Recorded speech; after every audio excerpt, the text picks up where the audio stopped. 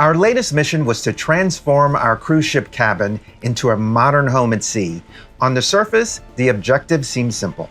Yeah, but when the target is our cruise ship home, one that's constantly moving, let's just say the rules of engagement are just a little bit different. So today we're going to tell you about all the challenges we're facing as we renovate our cruise ship cabin.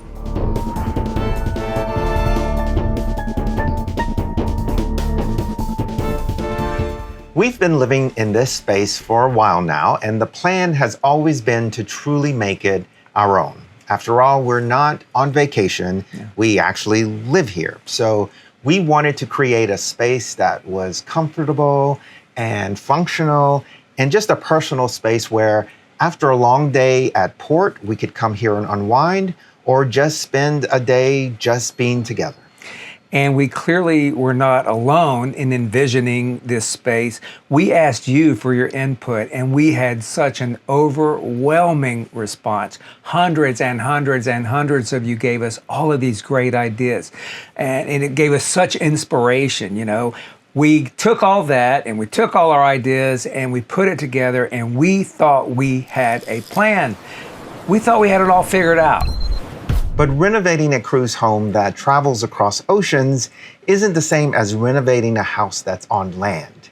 Before we can even think about color swatches, we had to accept our mission, which comes with a very specific set of rules. So the first big rule that we really have to pay attention to is that we have to be compliant with SOLAS, S-O-L-A-S, Safety of Life at Sea regulations. And these are international regulations that the ship really has to pay attention to. So we can bring small stuff on, you know, that you can kind of throw overboard. But when it comes to stuff like carpet and wallpaper and things that are attached to the room, they have to be SOLAS compliant. So as you're looking at things, you've got to make sure you consider that. You could fall in love with something, and if it's not SOLAS compliant and in those categories that do matter for SOLAS, you can't bring it on. This is something that the ship really has to pay attention to, that we have to pay attention to, and there's really no room for any kind of error here. Then there's space. We have to be pretty ruthless in our choices. Things that we get for the cabin, because it's a small space, has to be pretty compact. And also, ideally, it should have more than one purpose. Let's say, for example, we got a coffee table. It should not only be a coffee table, it should serve something else, like perhaps there's a lot of extra storage within that coffee table. So it needs to be compact, and it needs to be multifunctional. And let's not forget that the walls are metal. This is not at home where you've got plaster or sheetrock or wood or that kind of thing. These are metal walls. And so we have to work within that. We don't necessarily want to start drilling into them. That's something you have to really pay attention to.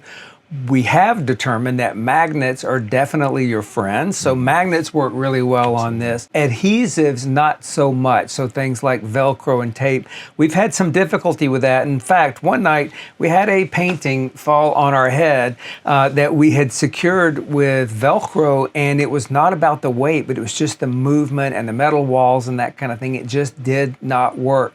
So you've got to really pay attention to and kind of leverage the fact that you've got metal walls. Like I said, you don't really want to drill into them because that's permanent and that's something that, you know, you may have difficulty changing later. But as we address the renovations, we really have to work with metal walls and all that goes with that. A last rule or constraint is that we are bound within these four walls. While it would be nice to buy the cabin next door and expand out, that's not completely practical. So we have to do whatever we're going to do in terms of renovation and decorating within this specific space. Yeah, and we want to do that, but you also have to think about things like plumbing and electrical and other things. Technically, maybe you could move some of that stuff, but that is a major, major undertaking. The air conditioning, the lighting, that kind of stuff. So our rule is that as we work within this four walls, we're going to really kind of keep the four walls, and we're going to keep the big stuff like plumbing, lighting, and air conditioning, because those are common systems to the ship, and that is a whole different can of worms. So that's definitely something we're taking into account as we renovate. So we had our rules, we had our list, and we were ready to start sourcing items. But we were kind of slammed into a logistical nightmare, you might say, which is a home that never stays in one place. So suddenly, our big mission seemed a little bit more impossible. So sourcing is no small task and not for the faint of heart. We have learned, sourcing materials that meet all these requirements and challenges are not easy. There are only a few companies that specialize in marine grade products, and they're expensive. And of course, it's not like they're in every port. So we were going port by port many times to see what we could find that met the specs and then bring it back to the ship.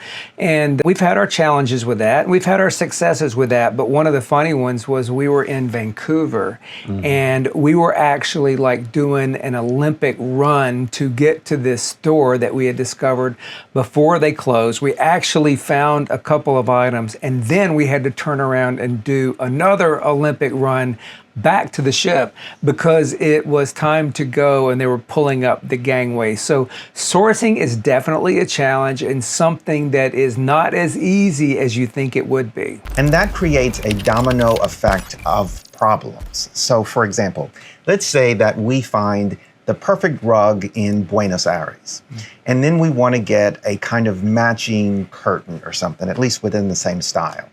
But we can't get the curtains until we're in Rio de Janeiro 3 weeks later. You see the difficulty. It's going to be difficult to find things within the same style when your shopping trip is literally spread out across several different countries over several months. And then you have to think about things like logistics and the weight of the items that you're talking about, because you've got to get them onto the ship, right? Because the ship is continuing to move.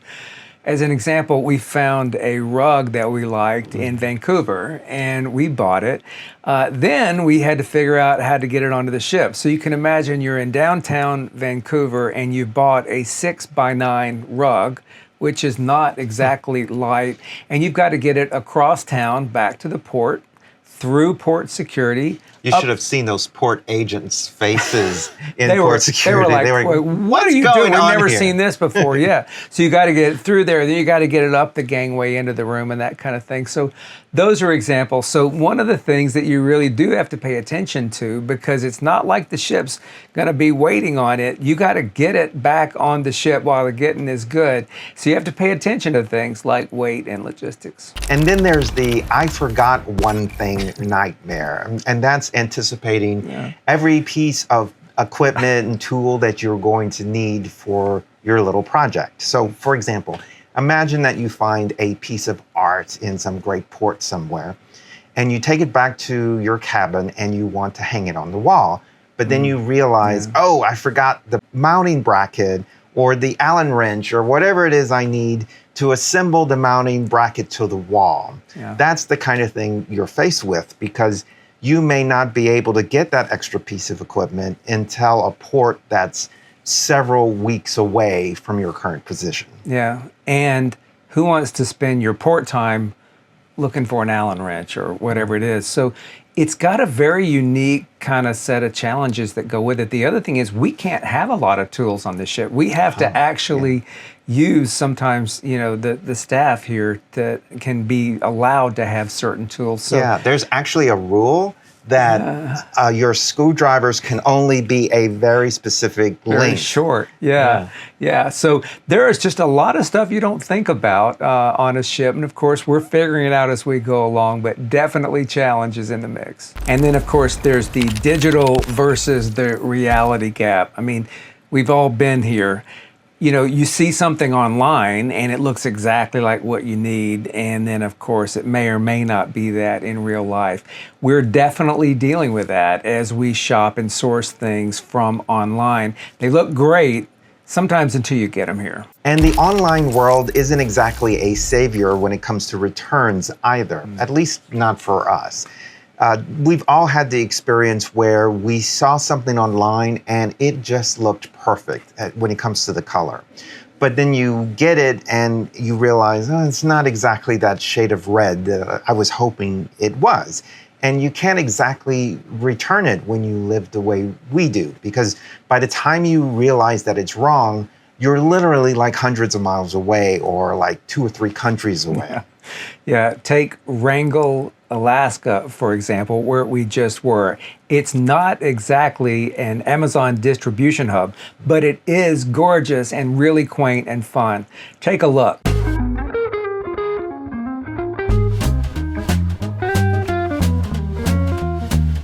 We are in Wrangell, Alaska, and it is a very small town, and we've had such a nice time exploring it today. Unlike a lot of places, this is small town USA. It's very authentic. There's a few shops in town.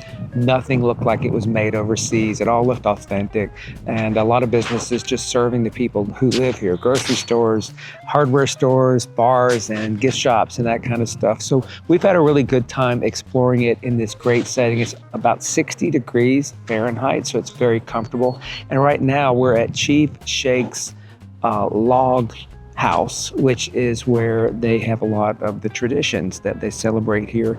Over here, there are some totem poles, which are really cool to see and totally authentic. And then if you look over here, you'll see this small harbor with all the boats and all the things surrounding it. This is a working place, and it's really neat to get to explore it, again, against the backdrop of these mountains and all these beautiful trees.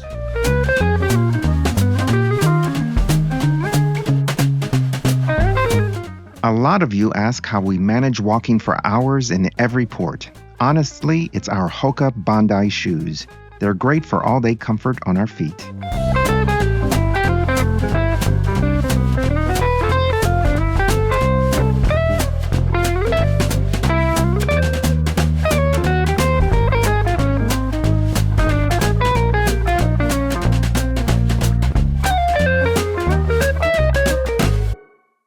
With all these challenges, it's easy to feel a little bit defeated.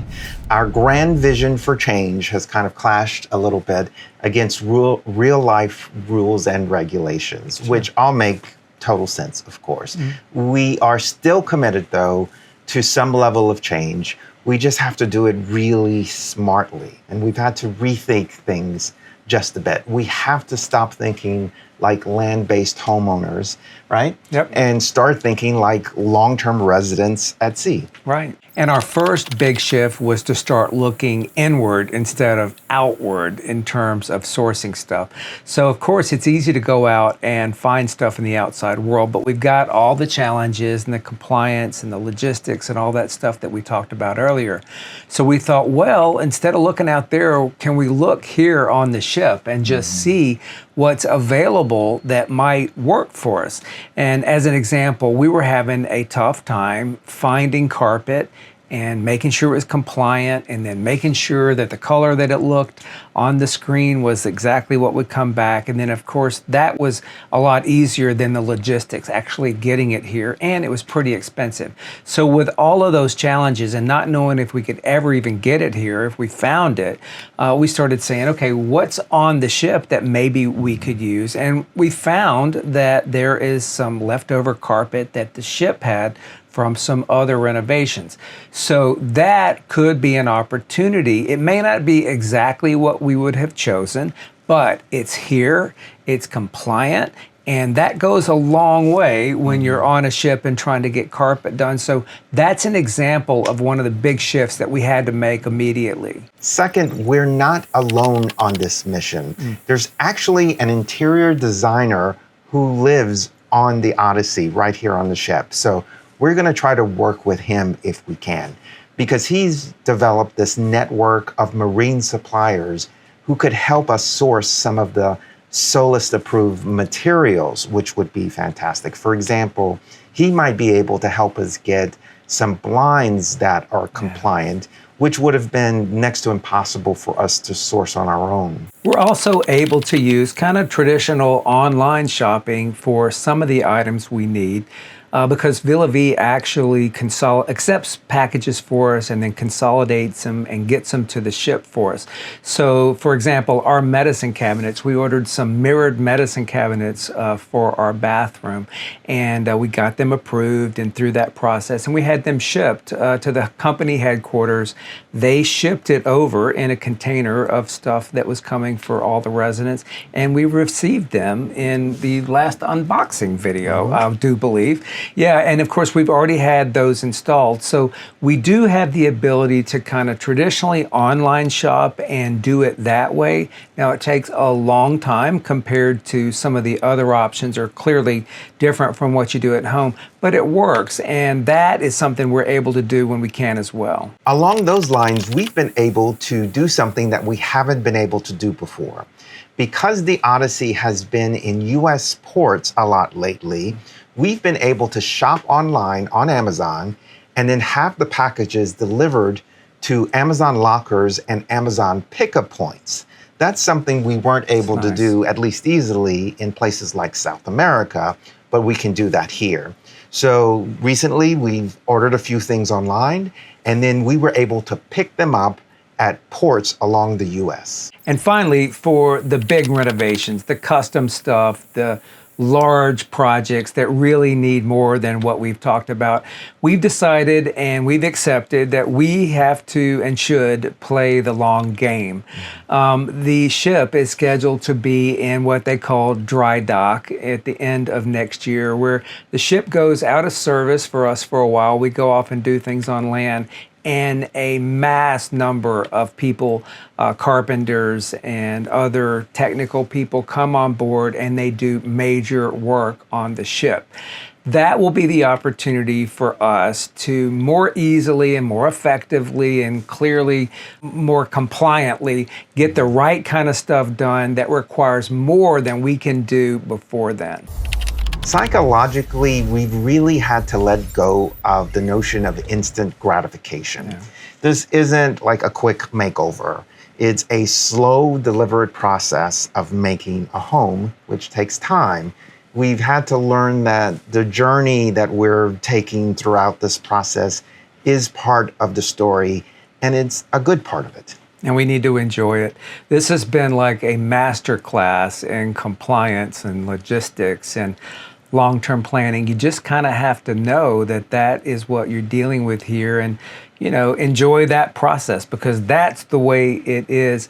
I think we are learning that you can't be too quick to make a decision. You got to realize you're playing a long game here, and that's okay. And that incremental improvements can go a long way, as well as waiting for things to happen the right way is the right way to go. It's really a big challenge, and one that we're up for related to long-term planning. So is our mission complete? Well, not by a long shot, but at least it's no longer mission impossible. It's now mission in progress. That's right, and we're up for it. It's going to take time, it's going to take teamwork, it's going to take planning and a lot of other stuff that we don't know yet, but we're up for the challenge, and we look forward to the long game here. What do you think? Do you have the patience to do this? We'd love to hear from you in the comments. And as always, if you enjoy our content, please subscribe, give us a like, and we look forward to seeing you next time.